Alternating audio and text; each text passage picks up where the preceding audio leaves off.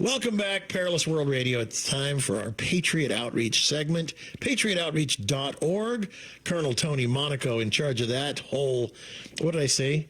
What did I say about you, Brian? Brian Bouteller's here. I said you were in charge of that whole thing, or that when I talked about you with the Gospel Rescue Mission earlier. Yeah. That whole dang thing, or I don't know. I don't know. But Colonel Tony Monaco's in charge of that whole dang thing. I was asleep. You forgot already. And Dr. Chase Spears, U.S. Army Major, promotable, retired, is here with us as well. And Colonel, if I don't get all that right, he gets all mad at me after the show. He calls me back. And if I put that down there, soldier, you say it. Yep. Give me 50. Get down and give me 50 push-ups, sir. Anyway, Tony, over to you. What do you got for us today here with Doc Spears? Well, today we're going to check things out here. I got my military watchdog report out. Ah, nice. We want to cover 4 issues for our watchdog. 1 is warriors being reinstated over the jab. Okay. 2, wokeism in the military. 3, the activists that are still in the ranks. And what's happening in Iran. Okay. Good. So, Good. What say you, Chase? Ooh, wow! Like that's a wide net. I guess I can just jump into that full on belly flop. Nice. Gentlemen, I'll tell you what. It's been an interesting day. As a matter of fact, I wanted to talk first off about the fact that there is still ongoing COVID persecution in the military. We've talked about this several times before, and the public narrative being put out by the War Department is we've called this thing, the old COVID shot regime, unlawful. We have invited soldiers back in who were kicked out. We're giving them full back pay. That's all the stuff that's being said. Mm-hmm. Behind the curtain, it's an entirely different story.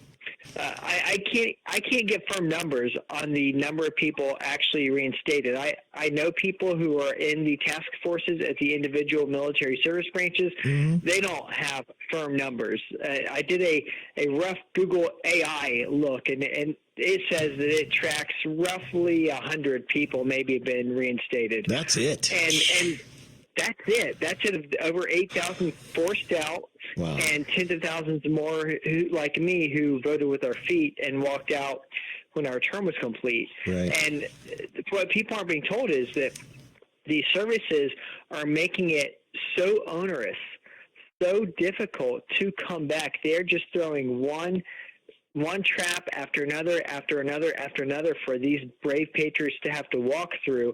A lot of them who are willing to come back are giving up on the process. That it's easier for a recruit off the street to come in the military than for these proven patriots to re-enter.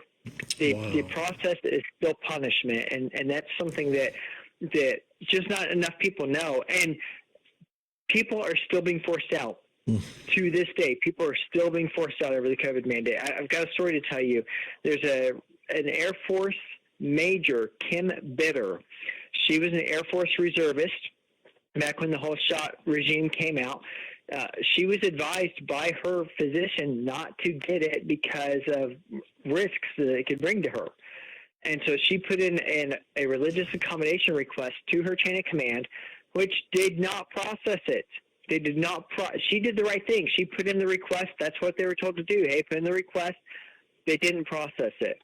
And then she was punished for not getting this shot that she had asked for an exemption for, and the exemption was not even processed. She didn't get denial because it wasn't even processed. Wow. And because of that, she was put on no points, no pay status while she had to continue drilling. And so she now has enough years in the reserve to retire. But a board that just met and reviewed her case denied her the ability to retire and said, no, we're going to discharge you instead because you violated an order to not get a shot that the Secretary of War himself has called and has put in writing unlawful as mandated. Gentlemen, the persecution is still going on. There are still wolves throughout the hen house, and we need Americans to raise hell with their congressional leaders about this. Good patriots are still being screwed. You know what? Would you send me that person's name and information? That maybe I have a relationship with Sean Hannity. Maybe I can get it to him. And Donald Trump have been friends for 30 years. And maybe that, this story could be told, like we're telling it here. But of course, Fox News and a guy like Sean Hannity has the president's ear, and he knows Pete Hegseth because they work together at Fox. And actually, I have another friend that's friends with Pete Hegseth, so I could send it to a couple of folks. And because listen, all it takes for evil to prevail is for good men to do nothing. So I don't want to just sit here and go, well, that's too bad. I'm sad for that, Dr. Spears. No, I got to open my mouth, and I think if I do that, then Brian's going to... What are you going to do, Brian? I'm going to pray. I'm going to pray. I have... Fair enough. Yeah. I just happen to be in a role that I know a lot of people. I meet with our one of our state representatives. We should give it to regularly, him. and we can talk to him and go, hey, how do we raise hell about this? Yeah, no, there is something we can do, right? All we got to do is think about it for a minute, right? Yep. All right, what's next, Doc? Teamwork makes the dream work. Wokeness, That's right. Wokeism, and the ranks. So, again, the Secretary of War says, hey, DEI is dead at DOD. He says we're not playing these woke games, and a lot of good has been done. This is one of those areas where I'm going to offer some criticism, but I will acknowledge that a lot of good stuff has been done. Officially, the DEI offices have all been dismantled. But at the end of the day, gentlemen, you know as well as I do, personnel is policy. And these people who fill these offices, who are hired specifically to come into the military and to sow DEI division, they're still in. They're still working. They've just been reassigned. They've been given different job titles. They've been moved to different offices. And you cannot convince me that they suddenly overnight saw the light and decided that they didn't want to be activists in the military anymore. They were hired by the military to be activists. So they're still in the force, and they're still infecting. And as a matter of fact, we saw one indicator of it just a few days ago. I posted this on X, and Liz of TikTok actually retweeted it.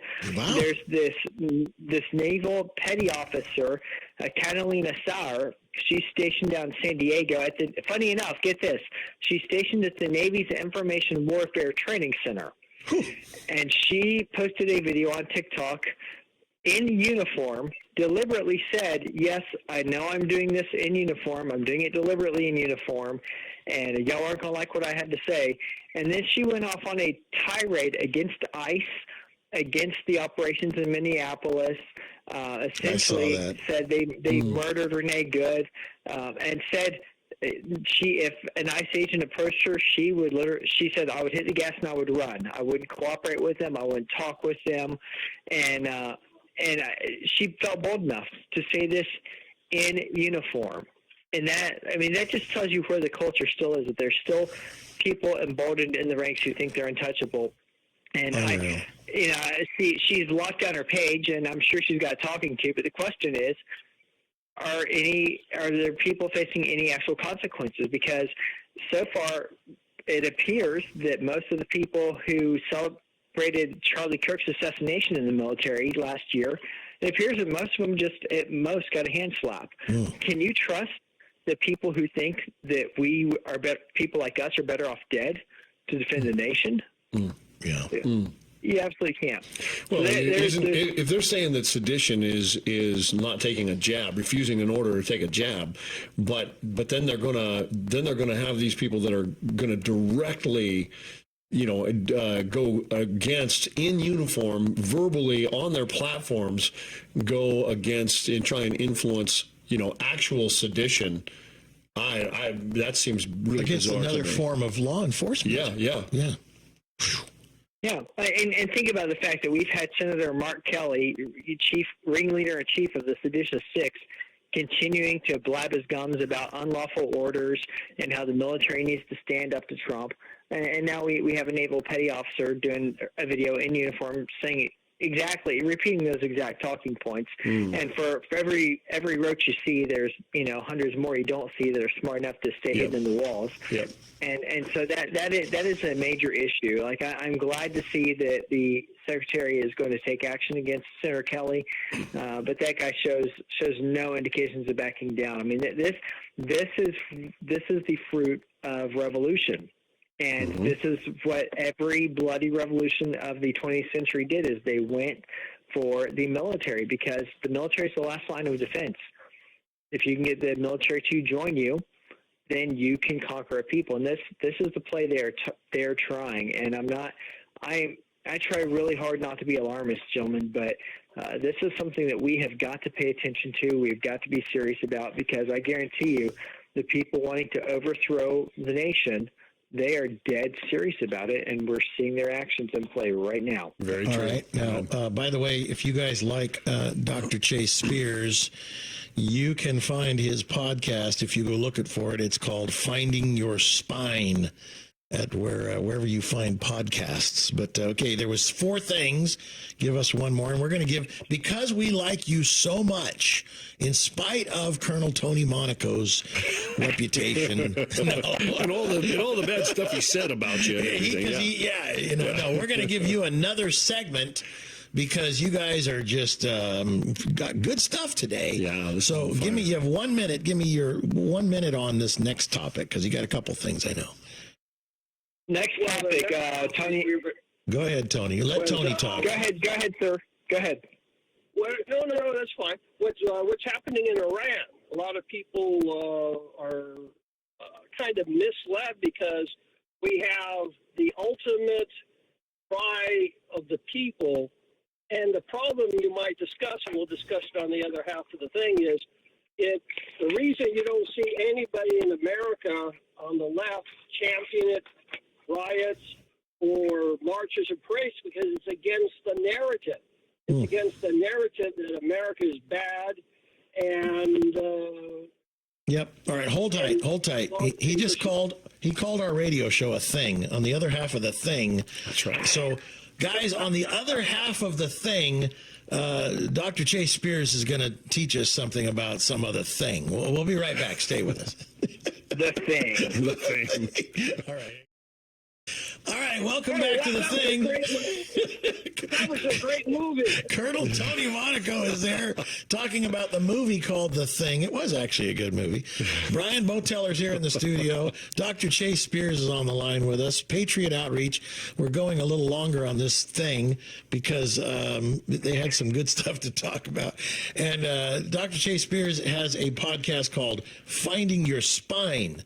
And you know, I just want to tell you real quick, before you came on, Chase, the conversation on the show, because I'm giving you extra time, I'm taking a little bit of the extra time back, was a drywaller, and I said, "How's your life?" And I actually care about this guy. He's a good guy, and I thought, does anybody ever care about these workaday Joe kind of guys? Does anybody ever really say, how's your life? I know Brian does, because he always asks me, and I'm just a workaday Joe. But I said, so how's your life? He says to me, drinking beer and hanging drywall, and it doesn't look like he's shaved in like 7 days. And he's kind of got a big beer belly gut hanging out. And I patted his gut, and I said, do you think all that drinking's good for you? And he patted my belly, and I said, that's not beer. That's good food right there. But we had a conversation. And one of the things I talked to him about, I want to say this, is I said, you're better than this, man. I said, there's such a good guy inside of you that is just waiting to bust out of there. I said, looks like he's trying to come out of your stomach right now. Because I like to joke with these guys. But I said, all you have to do is ask. I said, because he asked me how I got this building that he's working in. I said, I made an offer, and I asked them to carry the paper. And they did. And I said, but it would have never happened. You don't get what you don't ask for. And I said, you think about it. If you ask for it, you may get it. What's the worst they can say if you ask? They can just say no, and you can say, okay, well, this is kind of my dream. And so I gave him a little pep talk for a few minutes, and he was like, and I had to go because I had to do the radio show. He was, hey, thanks for the pep talk, man, thanks. And I feel like that, a lot of people in these situations that we're talking about today, they just feel like that nothing is going to help them. No one is going to help them. And we've heard this before. No one's coming to help you. You have to help yourself. But where does that help start? Asking God. Asking God, help me, Lord. Mm-hmm. Show me the way. Mm-hmm. And I feel like with us even doing this show, I wanted to say that because it's so important for us to talk about this with each other. That's why Brian and I are part of a men's church group kind of a thing. With other church guys, and we talk about things and we ask each other questions. And these are the kind of things. So when I asked you to send me this person, Kim Bitter, who's just not being dealt with fairly, I ask because something inside of me says, you can do something. You can, but you have to speak it with your mouth. And so I just want to thank you and Colonel Tony Monaco for both being a part of our show at least once a week, having your own show, Finding Your Spine. And this is so important. These conversations are so important. Now, back to the topic you wanted to talk about, which was Iran. What can we do to help? Well, the first thing that we can do is continue pushing the word out. This is atrocity. Thousands of people have been slaughtered by the regime for protesting just to be able to have a say in their government. And the mainstream media is trying to act like this doesn't exist. It's the darndest thing. Every time someone's killed in Gaza, it's the front page. It's that we must have campus protest. Every lawmaker wants to talk about it. Yep. We're having thousands slaughtered by their government and across Iran. And nary a peep. You have to be on X to be tracking what's going on over there. Now, I spent some time on the phone yesterday with a former colleague of mine who is actually from Iran. I was hoping to get him to come on the show, but he said now is just not a time that he feels comfortable doing media, and I understand that. Yeah. But we talked about it, and this person hasn't been able to reach his family members. He is literally tracking this online through the same avenues that I am, and he started telling me about what it has been like in the past when he actually, was over there, his firsthand experience, and it's just brutal. So one, we just have to keep telling the story. I think you guys know I am one who is very, very, very hesitant about U.S. engagement in things that are not directly related to U.S. national security. I speak about that a lot. I've written about that a lot. I'm a big critic of the forever war mindset. Mm-hmm. But I think there are times, I think there are kind of a once-in-a-lifetime moments when you have to do something. In World War II, when Hitler was sweeping across Europe, we had to do something. Yes. I think this is one of those times we have to do something. Now, I don't want Americans going over and dying over there. I have a son in the National Guard. I'm very sensitive to this. But the fact I saw today that there's a report. I don't know how accurate it is, but I saw reporting that said we were on the verge of doing an attack. I don't know what level of attack, but that we were on the verge of it, and then decided not to because we weren't 100% sure that it would, one, knock out the regime, and two, that we could defend our bases across the Middle East from retaliatory strikes. Right. Which my response to that is, if we can't defend our military bases around the world, what do we have those military bases around the world for? Yeah. I would like the talking point is that we are forward deployed in all these places for deterrence. Well, what are we deterring? What are we deterring? Mm-hmm. So I think this is a moment in time that we need to have a serious reevaluation and say of defense policy and say, again, if we're going to my contention is we need to bring most of that home. We need to focus on the American homeland. But if we're going to keep that overseas, it needs to be for a really good reason, and it needs to be for an actual deterrent effect, and we need to be able to defend it. Right. And if the reporting that I saw today is true, it shows me that we are not doing that, and I am. Again, I'm displeased. It would be one thing to say, hey, we're too far away, we can't do anything. Yep. It's another thing to have have bases all around that country and say, well, we still can't do anything. Okay, well, if it's not worth it, then we need to reevaluate our posture. All right, we are out of time. Hold on, we are out of time. I can't because it's going to run over by the commercials and news. I will. First of all, God love you both, Colonel Tony Monaco and Dr. Chase Spears. Finding Your Spine is his podcast, patriotoutreach.org. The website, please support it if you can. Brian Bouteller, Gospel Rescue Mission. I'm Alan Masters, Foundation of Human Understanding. We'll see you next time right here on Perilous World Radio. God bless.